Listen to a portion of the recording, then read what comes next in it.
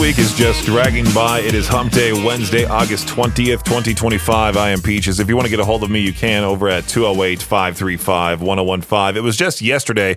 I posted this during the show, and I meant to talk about it, but I didn't. So I'm starting the show with this whole thing. There was an article posted from EastIdahoNews.com. I shared the article on our Facebook page at KBear at 101 FM. Basically, well, I'll just let the audio do it for me. A man visiting Yellowstone National Park thought it was a good idea to tease a bison. You see him? Trip on that log. You see him teasing the bison here? Yes. Here we go. And what's funny is that there's a guy and girl recording this dude taunting a bison, and you can tell everybody just wants him to get hit by this bison. Because why would you taunt a wild giant animal? I don't know. Genius of the day material, which, by the way, you can hear that every weekday morning at 6:45. The bison, by the way, goes towards the guy taunting him, which he then quickly backs away and, unfortunately, does not get hit. Fortunately, yet unfortunate, you know? You want to make sure nobody gets into a tragic... You don't want to wish for somebody's demise, really. But sometimes you're like, man, I wish that guy learned his lesson. Anyway, like I mentioned before, if you want to get a hold of me, you can over at 208-535-1015. You can even see that video of Victor on our Facebook page of him in the seat on the other side of this computer that for some reason sinks down. So when he sits in it, you can barely see his head over the monitor. I posted that all over our social media platforms. Make sure to follow us if you haven't done so already. KBear 101 FM. You know what's funny is that Victor didn't show up today, and usually this is his favorite day to make fun of. It is indeed National Radio Day, and what that means is that every radio DJ on the planet will then post a picture to celebrate this holiday, and that's all that they do. And you'll see the old timers in the industry post old photos of themselves. Back when I started in 1977, where's my old car horn button? Yeah, there's that. That's what their car sounded like when they pulled into the parking lot when they first started in radio. National Radio Day, August 20th every year. Again, the old timers post the photos of themselves. Some of them are lucky. They'll post like, "Hey, I've been at this station now for 30, sometimes even 40 years," which is crazy. Mostly 20 to 30 years. But then you'll see those radio DJs that have been bouncing around all around the country. And they list off all the stations they have ever worked for. And it feels like they've never actually called a place home. And it's quite sad to see. They started off in a place like St. Louis, then moved to Boston, then moved to Pittsburgh, then moved to Florida, then moved to... It's like the whole I'm an everywhere man song, but somebody's career in radio. I feel bad for my poor friend Erica. She was working in Los Angeles as a phone screener. No, she was Ryan Seacrest's producer for a little while. Then she moved to San Diego, became their morning show producer. Then she moved to Salt Lake City, was on their morning show team. It was her and a guy named E. White for a short while there. 13 months, as a matter of fact. They were only on the air for 13 months. Then she quickly got laid off, and then luckily now she found another radio gig in Denver. So, yeah, she's already been to 4 stations, and she's around the same age as me. So, yeah, she's been bouncing around so far. But, National Radio Day, I guess we'll celebrate it. I might post a picture of all the on-air staff, post myself, Victor, Jade, Lou Brutus, maybe throw in Maddie in there. Why not?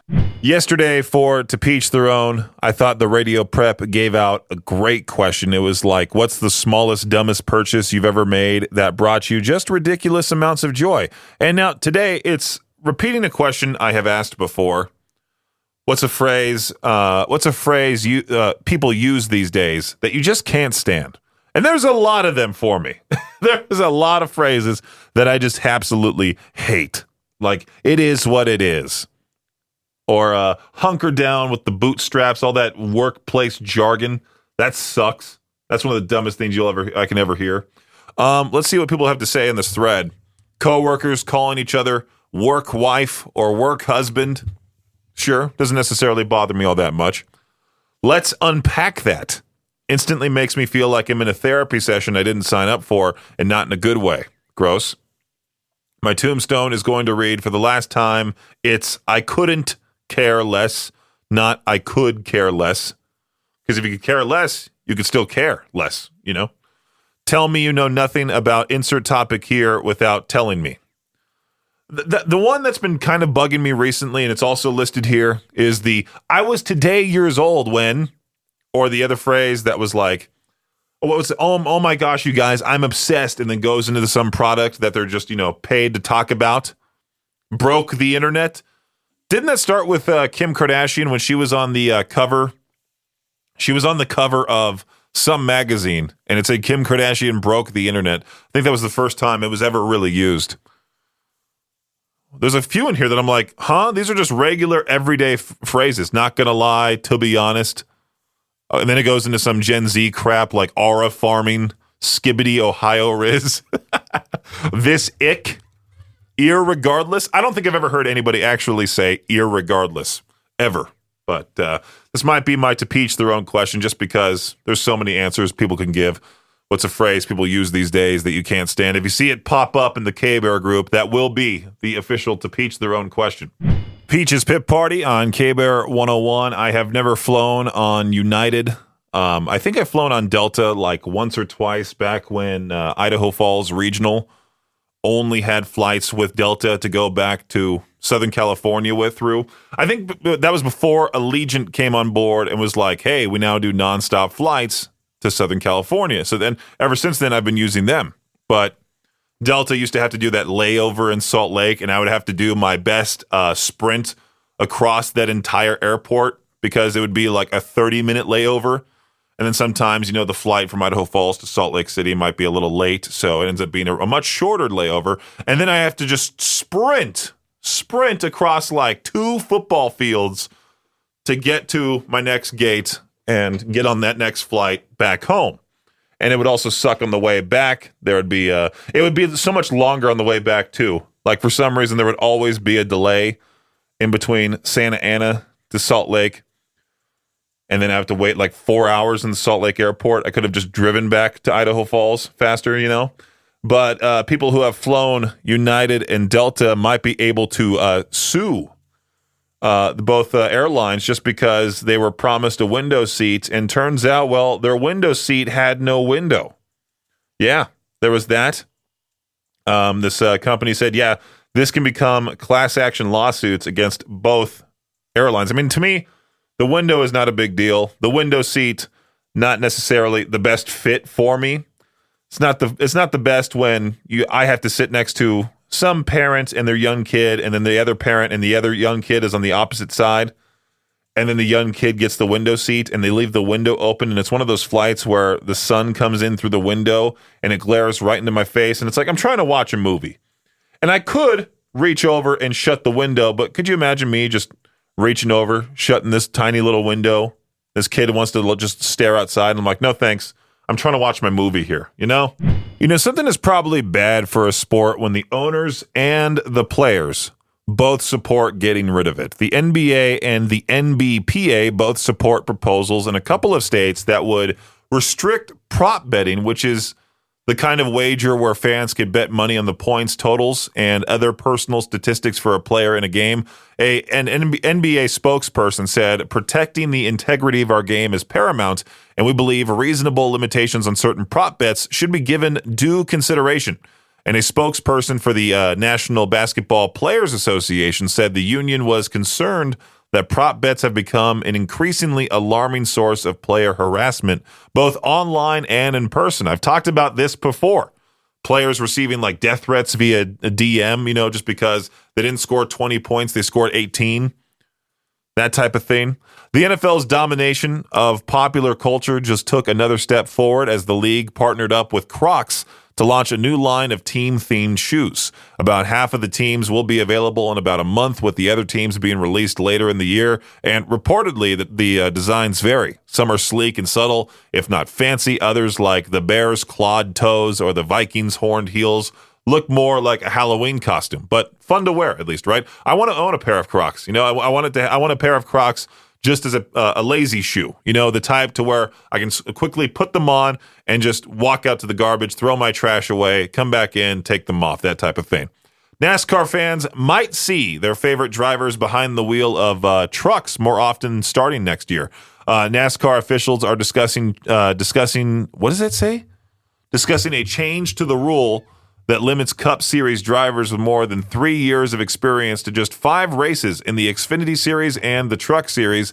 Those appearances must be before the regular season finale and playoffs, so ensure that Cup drivers don't directly impact championship deciding events.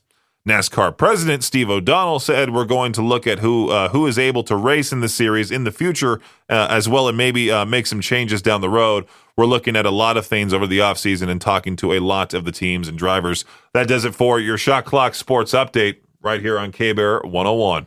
I finally heard Bill Burr's rant about that song from Thin Lizzy, "The Boys Are Back in Town," and it's quite funny. The first lyric is just dumb, too. Somebody pointed that out in a podcast. I want to give them credit, but I forgot the name of the podcast, where the title of the song is "The Boys Are Back in Town," and the first lyric says, "Guess who just got back to town today?" or something like that, you know? And so I was thinking more so like, what are some other famous songs that don't make sense and are kind of just nonsense? The lyrics just don't make any sense whatsoever. And people were talking about this on Reddit. There's, Owl City Fireflies, where he got 1,000 hugs from 10,000 lightning bugs. The math just doesn't add up there, I think there was a whole thing about how TLC rejected Baby One More Time because they thought it sounded like domestic abuse, which I also thought too. From Britney Spears, Baby Hit Me One More Time, that whole thing. I Want It That Way from the Backstreet Boys, where the lyrics just don't make any sense whatsoever. I've never actually taken a look at the lyrics. I know the lyrics by heart to sing that song. I Want It That Way. And don't make fun of me for that, because every metal show that I have been to, for some reason, they have covered I Want It That Way from the Backstreet Boys, and everyone in the crowd knows the lyrics. All right, yeah, there's the whole "You Are My Fire, the One Desire, Believe When I Say I Want It That Way." But yeah, it kind of doesn't necessarily flow, It starts off saying, "You are my fire, the one desire. Am I your fire, your one desire?" In another verse, in verse 3 of the song, "Tell me why ain't nothing but a heartache. Tell me why ain't nothing but a mistake." Yeah. They don't make sense, but they're just fun to sing, right? Man, pop songs are so dumb. Obligatory Girls Aloud plug, something kind of ooh, jumping on my toot toot. There's another one right there. Wasn't there the whole fiasco with Benson Boone recently, where he was like Moonbeam Ice Cream dancing in the movies? And it's like, who's actually being that weirdo dancing at the movie theater? Who's that one theater couple that just dances in the movie theater? And you're like, sit down and watch the dang movie. All right, this is pretty funny.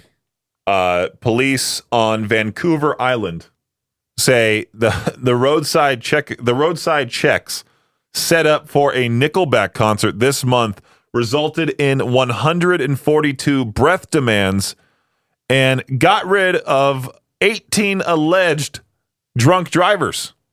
The British Columbia Highway Patrol says 54 other types of violation tickets were handed out after the checks were conducted in British Columbia, but the concert for the rock band was on August 9th. The alcohol screenings resulted in 13 drivers being issued immediate 90-day driving prohibitions. You think on National Radio Day I would speak better, right, for being a radio DJ for this long? 4 receiving 3-day prohibitions and 1 24-hour ban. Nickelback, the ultimate snitches. Police target Nickelback fans in British Columbia. They nabbed 18 alleged drunk drivers. If you want more stories like that, make sure to check out Freak News every single weekday morning at 7:45 on The Victor Wilt Show. I was reading something here about how 21% of men experience anxiety getting a haircut because most likely they're just afraid of the haircut being all messed up. I don't know how many dudes out there are loyal to their barber. Back when I had head hair, I would go to this guy named Andy in Southern California, in Long Beach. Well, he started out in Los Alamitos. I followed him to his new shop and just started going to him. No, it was Bellflower, something like that. I don't know. I forgot. But it's been so long. And I told him like right before. No, did I ever tell him that I moved to Idaho? I don't know. I'm sure he's probably wondered, where has Brendan gone? Because I think the last time I saw him was during the pandemic. And you know how every barber in America was doing that thing where they said they were closed, but they were secretly taking clients? I know you were doing that, every barber in America. You want to know why?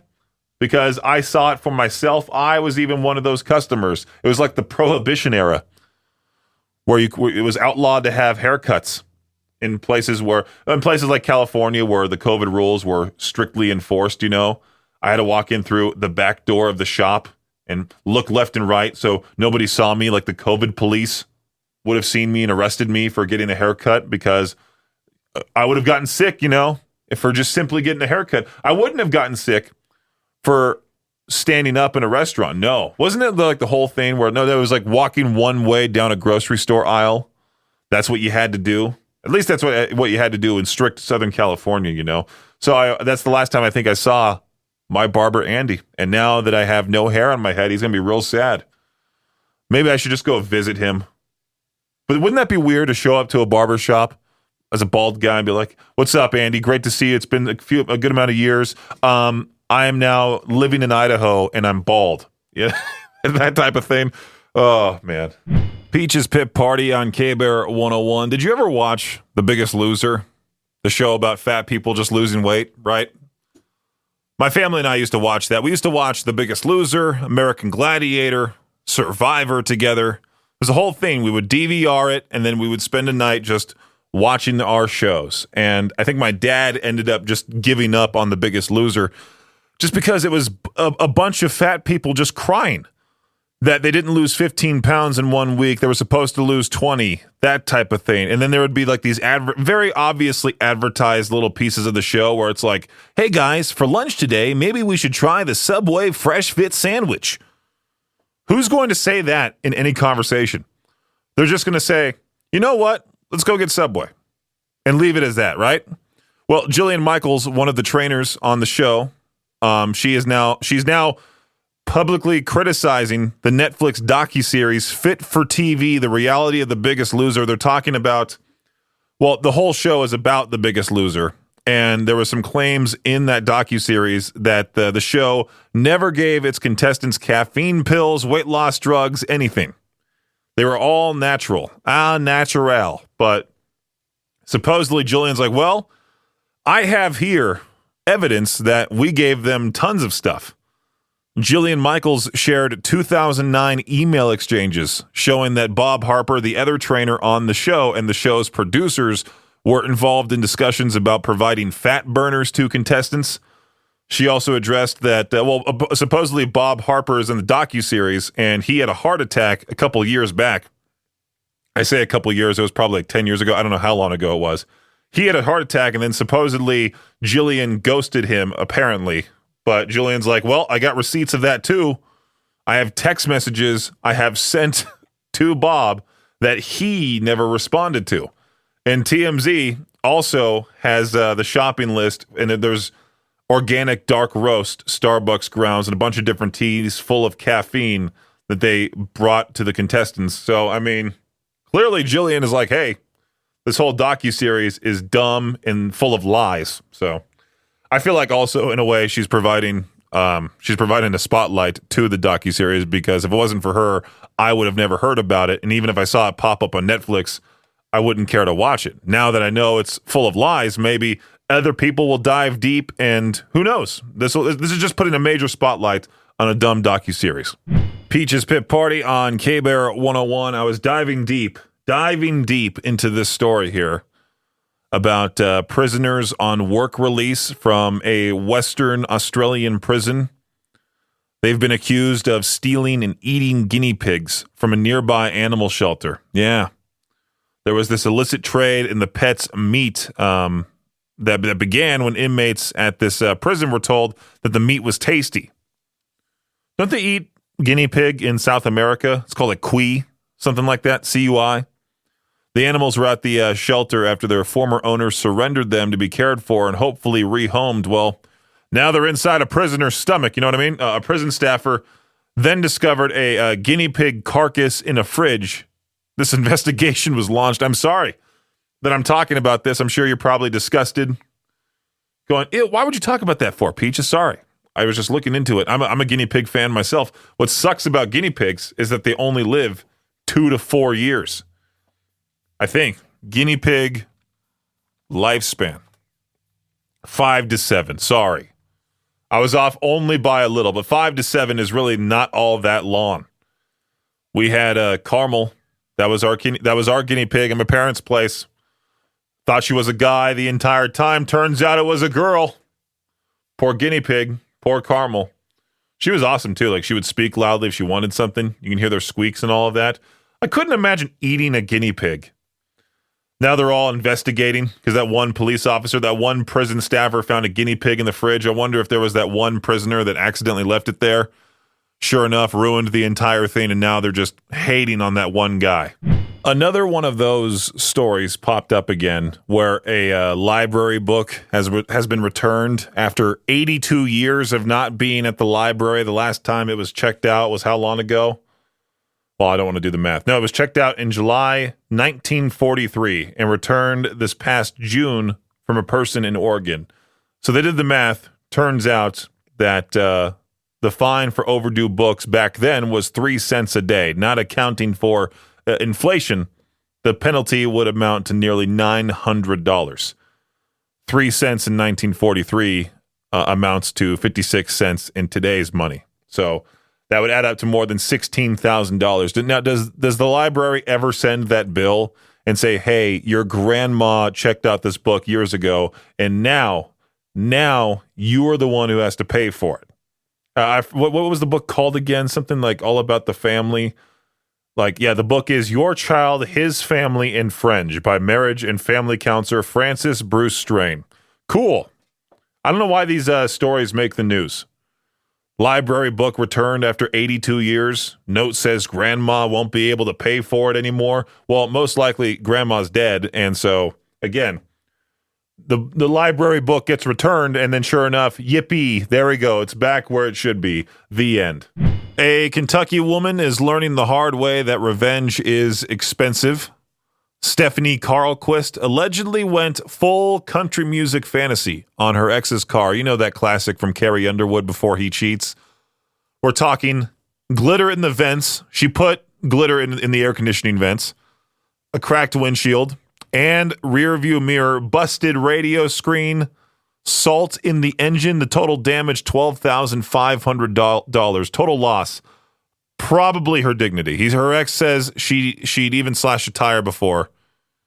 Now she's behind bars on $12,000 bond, and her parents are stepping in to pay for the damage or maybe get them a whole new car. If your breakup playlist is mostly Carrie Underwood, maybe stick to Crying in the Car instead of wrecking someone else's. Also, this lady's 31 years old, and she's acting like she's 17. Well, there's this story popping up in my feed about the world's oldest chicken. She's 14 years old. I didn't realize chickens lived such a short lifespan. They usually live like 5 to 10 years. I've never really dealt with chickens. The only chickens I've ever dealt with is what's on my plate, you know? Never really kept chickens.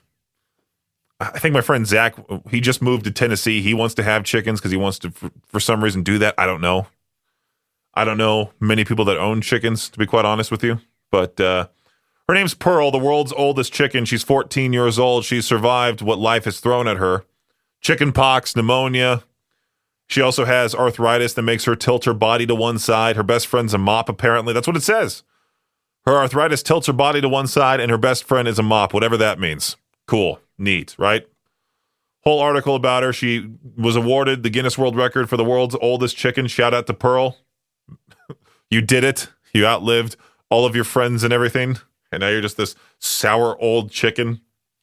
Well, the reason why I wanted to talk about this is because it reminded me of when, I don't know if they do this game anymore at carnivals, but you remember that game where they would have the glass bowls with fish in it? Like there's one fish per glass bowl. You would throw the ping pong ball. If your ping pong ball landed in the glass bowl, you'd win that fish. They had that at my elementary school carnival back in the first grade, and I decided to play it. My dad was hoping that I would lose because right as I threw my first ball, it landed in this orange fish's bowl, and he just yelled this loud expletive because that meant now he had to pay for the tank, the filter, the decorations for it. You know, like those little pretty rocks they put at the bottom of the fish tank. the fish food as well. He also knew he'd be the one to clean it, all that fun stuff. So I was all excited. I'm jumping for joy. Next thing I just hear that loud. Well, I'm not going to say the word, but I just hear him just scream that one word at an elementary school carnival out of all places. But I won the fish. And what was sad is that, like, I think the reason why they don't do it anymore is because it's cruel to the fish, I think. Maybe. I don't know. But you would go to the trash can by that stand after the carnival was over, and you would see, like, just a bunch of dead fish. Like, they would just throw the fish away. And it sucked, right? It sucks to see that. But I named the fish Max after Max from Max and Ruby, the kids show. I was obsessed with it at the time, And I had Ruby as well. We got another fish for the tank, named her Ruby. She was awesome too. But, Max outlived every single thing we put in that tank. We had the original Ruby. She lived her life, passed away. We got Ruby 2. We had bamboo shrimp that we put in there. That was the thing that freaked me out, is that we got these bamboo shrimp years after, we got Max.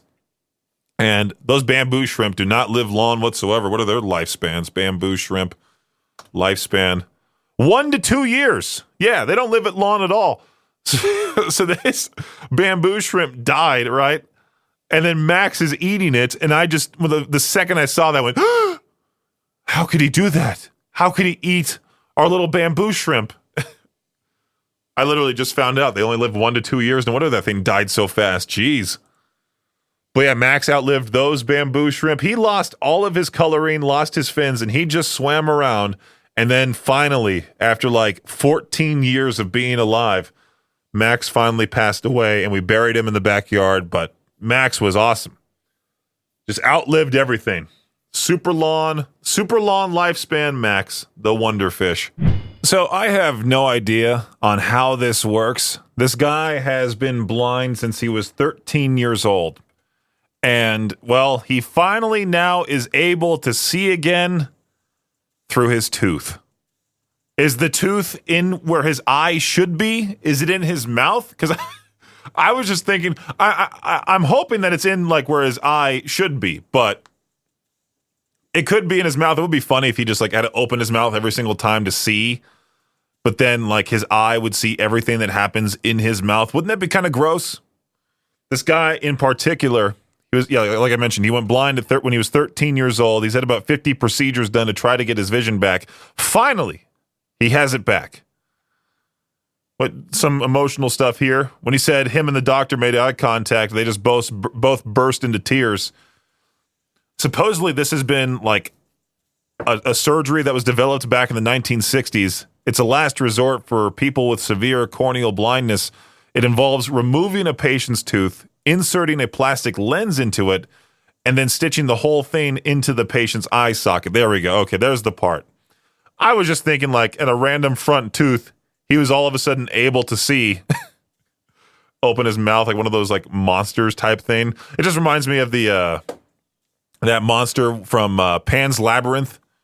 Is it Pan's Labyrinth where he has to put his eyes over where his eyes should be, or he has to put his hands over where his eyes should be, and he opens them up and his eyes are in the middle of his palms? Something like that. Thanks for listening to Peach's Pit Party, the podcast. If you enjoyed the show, please share, subscribe, and rate the podcast. Peach's Pit Party is hosted by me, Peaches, a.k.a. Brendan Peach, and is a production of Riverbend Media Group. For more information or to contact the show, visit riverbendmediagroup.com. Until next time, Peach out.